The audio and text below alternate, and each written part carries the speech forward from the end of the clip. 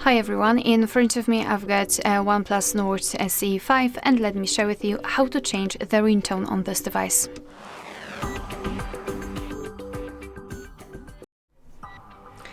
So let's begin with opening the settings, and here we have to scroll and find sounds and vibration. Then let's scroll down to find this ringtone and alert sounds and tap on ringtone at the top. It is obviously connected with the incoming calls.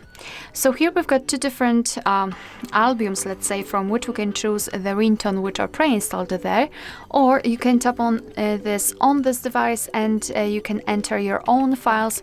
So if you've got something, for example, downloaded or recorded, it should appear somewhere here and you will be able to set it as a ringtone. Let me choose something from maybe nature ones, and basically here we've got the list of the ringtones. All we have to do is to simply tap on the specific ringtone to listen to it and decide whether we like it or not. So let's pretend I'd like this forest morning to be set as my ringtone. All we have to do is to make sure that it is marked and then go back. As you can see, it is notified here and also here, which means that from now on this device will use the chosen ringtone to notify about the incoming call.